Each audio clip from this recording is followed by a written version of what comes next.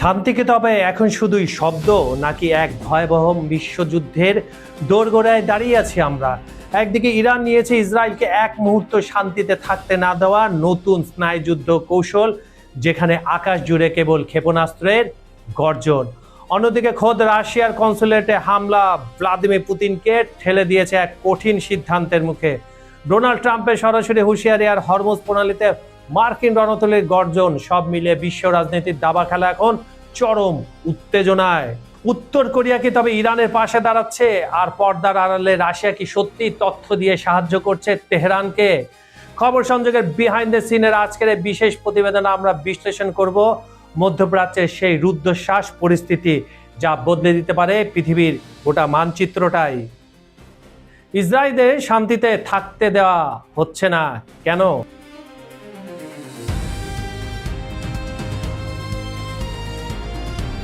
সাম্প্রতিক সংঘাতের প্রেক্ষাপটে ইসরায়েলকে এক মুহূর্তের জন্য শান্তিতে থাকতে না দেওয়ার কৌশল নিয়েছে ইরান। মুহুর্মুহু ক্ষেপণাস্ত্র নিক্ষেপ করে ইসরায়েলের জনজীবন চরম অস্থিরতা তৈরি করাই এখন তেহরানের মূল লক্ষ্য।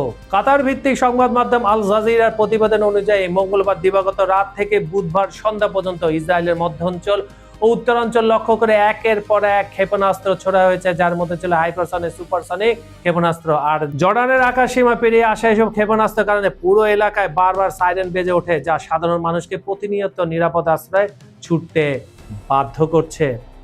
ইরানের এই কৌশলের মূল উদ্দেশ্য হলো ইসরায়েলিদের শারীরিক ও মানসিকভাবে ক্লান্ত করে দেওয়া এবং তাদের স্বাভাবিক জীবনযাত্রা ব্যাহত করা। ইসরায়েলি সেনাবাহিনীর দাবি অধিকাংশ ক্ষেপণাস্ত্র আকাশে ধ্বংস করা হয়েছে অথবা জনশূন্য স্থানে পড়েছে। ডাহা মিথ্যা কথা। তবে হামলার প্রকৃত ক্ষয়ক্ষতি নিরূপণ করা এখন বেশ কঠিন হয়ে পড়েছে, কারণ ইসরায়েলি সেনাবাহিনী কঠোর গোপনীয়তা বজায় রাখছে এবং হামলার স্থানে সাংবাদিকদের প্রবেশ বা সাধারণ মানুষের ভিডিও ধারণের উপর কড়াকড়ি আরোপ করেছে।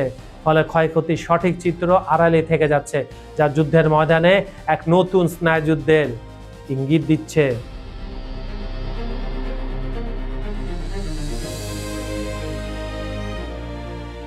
ইরানের ইস্পাহানে সাম্প্রতিক ড্রোন বা ক্ষেপণাস্ত্র হামলায় ক্ষতিগ্রস্ত হয়েছে রাশিয়ার কনসুলেট ভবন। স্থানীয় গভর্নরের কার্যালয় লক্ষ্য করে চালানো এই হামলার প্রভাবে নিকটস্থ রুশ কূটনৈতিক মিশনটিও আঘাতপ্রাপ্ত হয়। যদি এই ঘটনায় কোনো রুশ নাগরিক বা কূটনীতিক হতাহত হয়নি, তবে ভবনে অবকাঠামোগত ক্ষয়ক্ষতি রাশিয়ার জন্য একটি বড় উদ্বেগের কারণ হয়ে দাঁড়িয়েছে। রুশ পররাষ্ট্র মন্ত্রণালয়ের মুখপাত্র মারিয়া ঝাকারোভা এই ঘটনাকে আন্তর্জাতিক আইনের জঘন্য লঙ্ঘন হিসাবে আখ্যা দিয়েছেন। তিনি সরাসরি কোনো দেশের নাম উল্লেখ না করলেও হুঁশিয়ারি দিয়েছেন, মধ্যপ্রাচ্যের এই সংঘাত ক্রমাগত ছড়িয়ে পড়ছে, যা এখন সরাসরি বিভিন্ন দেশের সার্বভৌমত্ব স্বার্থে আঘাত হানছে। ভিয়েনা কনভেনশন অনুযায়ী কূটনৈতিক মিশনগুলো বিশেষ সুরক্ষা পেয়ে থাকে, তাই এই আঘাত মস্কোর জন্য মোটেও স্বস্তিদায়ক নয়। বিশ্লেষকরা বলছেন, রাশিয়ার বন্ধু দেশ ইরান তাদের কনসুলেটে এই আঘাত ভ্লাদিমির পুতিনকে কঠোর অবস্থানে ঠেলে দিতে পারে।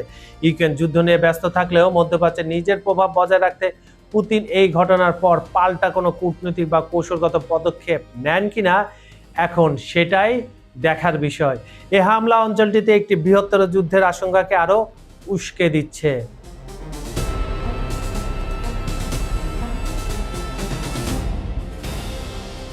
মধ্যপ্রাচ্যের ক্রমবর্ধমান উত্তেজনা নিয়ে এবার সরাসরি ইসরায়েল ও যুক্তরাষ্ট্রকে কোয়ার্ট করালো উত্তর কোরিয়া।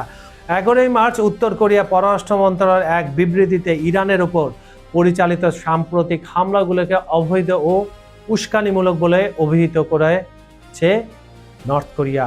পিয়ংইয়াংয়ের মতে ওয়াশিংটন ও তেল আবিবের এই যৌথ আগ্রাসন কেবল ইরানের সার্বভৌমত্ব লঙ্ঘন করছে না, বরং সমগ্র মধ্যপ্রাচ্যের শান্তি ও স্থিতিশীলকে চরম ঝুঁকির মুখে ঠেলে দিচ্ছে।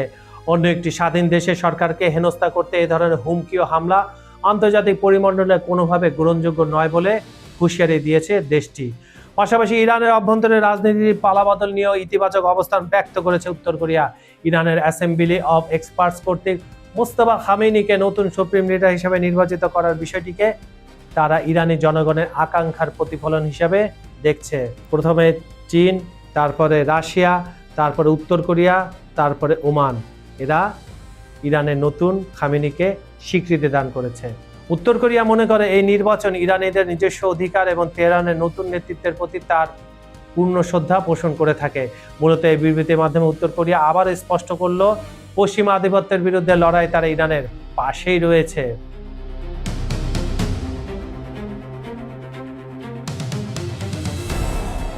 বিশ্বের অন্যতম গুরুত্বপূর্ণ জ্বালানি সরবরাহ পথ হরমুজ প্রণালী এখন যুদ্ধের নতুন কেন্দ্রবিন্দুতে পরিণত হয়েছে। মার্কিন গোয়েন্দা সূত্রের খবর অনুযায়ী ইরান এই সংকীর্ণ জলপথে মাইন বসাতে শুরু করেছে। যদিও মাইনের পরিমাণ এখনো সীমিত, তবে মার্কিন কর্মকর্তারা সতর্ক করেছেন যে ইরানের কাছে যে বিপুল পরিমাণ ক্ষুদ্র যুদ্ধযান ও মাইন স্থাপনকারী জাহাজ অক্ষত রয়েছে, তা যে কোনো সময় বড় ধরনের সংকট তৈরি করতে পারে।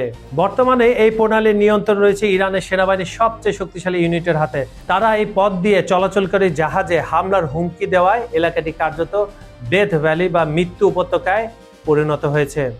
বিশ্বের মোট অপরিশোধিত তেলের প্রায় 1/5 এই পথেই পরিবাহিত হয়। প্রতিরক্ষা মন্ত্রী পিট হেগসেট জানিয়েছেন তারা নিখুঁতভাবে ইরানের 16টি মাইন স্থাপনকারী জাহাজ সহ বেশ কিছু নৌযান ধ্বংস করেছে। ট্রাম্পের দাবি, মাইন শনাক্ত করার জন্য যুক্তরাষ্ট্রের কাছে বিশ্বের সেরা প্রযুক্তি রয়েছে এবং তারা এই বিশ্ব অর্থনীতিকে সন্ত্রাসীদের হাতে জিম্মি হতে দেবে না। তোমরা কি? তোমরা নিজেদেরকে প্রশ্ন করো, তোমরা কি?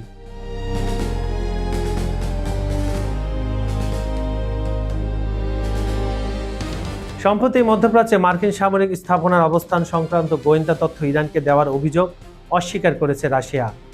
মার্কিন প্রেসিডেন্ট ডোনাল্ড ট্রাম্পের সঙ্গে রুশ প্রেসিডেন্ট ভ্লাদিমির পুতিনের ফোন আলাপের পর বিষয়টি সামনে আসে। মার্কিন বিশেষ দূত স্টিভ উইটকফ জানান, পুতিন এবং তার পররাষ্ট্রনীতি উপদেষ্টা ইউরি উশকভ উভয় নিশ্চিত করেছে তারা ইরানের সঙ্গে এমন কোনো তথ্য শেয়ার করছে না। তোমাকে বলে দিবে যে উইটকফ, ট্রাম্প এই যে আমরা ইরানকে শেয়ার দিচ্ছি, তোমরা কোথায় কোথায় কি কি লুকিয়ে রেখেছো। বোকার দল জানি কোথাকার। এক প্রতিবেদনে দাবি করা হয়েছে রাশিয়া ইরানকে এমন তথ্য দিচ্ছে যা মধ্যপ্রাচ্যে মার্কিন জাহাজ ও বিমান ঘাঁটিতে হামলা চালাতে সাহায্য হতে পারে।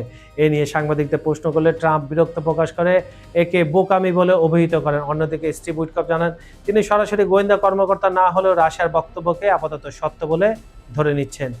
সাক্ষাৎকারে রাশিয়ার উপর থেকে নিষেধাজ্ঞা শিথিলের বিষয়ে প্রশ্ন করা হলে উইটকফ জানান ট্রাম্পের সঙ্গে পুতিনের আলাপ বেশ ইতিবাচক ছিল। পুতিন এমনকি যুক্তরাষ্ট্রের যুদ্ধের অগ্রগতি দেখে মুগ্ধতা প্রকাশ করেছেন বলেও জানা গেছে। এটা স্রেফ একটা চাপাবাজি দিছে উইটকফ। তবে মাঠ পর্যায়ে রাশিয়ার প্রকৃত ভূমিকা নিয়ে মার্কিন কর্মকর্তাদের মধ্যে এখনো কিছুটা মতভেদ রয়ে গেছে। তাহলে প্রশ্নটা থেকেই যায়, বিশ্ব কি তবে এক মহাপ্রলয়ের অপেক্ষায়? একদিকে মোস্তফা খামেনির নতুন রণকৌশল, অন্যদিকে পুতিনের নীরব কিন্তু বিধ্বংসী চাল, ট্রাম্পের হুঁশিয়ারি আর হরমুজ প্রণালীর মাইল, সব মিলিয়ে বারুদের স্তূপের উপর দাঁড়িয়ে আছে বর্তমান বিশ্ব। এক পক্ষ বলছে শান্তি, অন্য পক্ষ শান দিচ্ছে মরণাস্ত্রে। ইতিহাস সাক্ষী, যখন এই শক্তিধর দেশগুলো এভাবে মুখোমুখি হয়েছে, মানচিত্র বদলে গেছে রক্তক্ষয়ী যুদ্ধে। মধ্যপ্রাচ্যের এই আগ্নেয়গিরি কি শান্ত হবে নাকি উত্তপ্ত লাভা গিলে খাবে পুরো পৃথিবীকে? সময়ের উত্তর দেবে, তবে সেই সময়টা হয়তো আমাদের ভাবনার চেয়ে অনেক কম। আপনার কি মনে হয়? জি দর্শক, আপনাদেরই বলছি, আপনার কি মনে হয় পুতিন কি সত্যি ইরানকে পর্দার আড়াল থেকে সাহায্য করছেন, নাকি ট্রাম্পের নজিরবিহীন হুঁশিয়ারিতে থমকে যাবে তেহরানের পরিকল্পনা? আপনার মূল্যবান মতামত কমেন্টে জানাতে ভুলবেন না। আমরা প্রতিটি মন্তব্য গুরুত্বের সাথে করে থাকি। আজকের এই বিশ্লেষণ যদি আপনাদের ভালো লেগে থাকে তবে ভিডিওটি লাইক করুন এবং শেয়ার করে ছড়িয়ে দিন সবার মাঝে। আর খবর সংযোগের পরিবারের অংশ হতে এখনই সাবস্ক্রাইব করে বেল আইকনটি চেপে রাখুন, যাতে পর্দার ওপারের সত্যগুলো আপনার কাছে পৌঁছায় সবার আগে। বিজ্ঞাপন বা যে কোনো প্রমোশনের জন্য ডেসক্রিপশনে দেওয়া নম্বরে আমাদের সাথে যোগাযোগ করতে পারেন।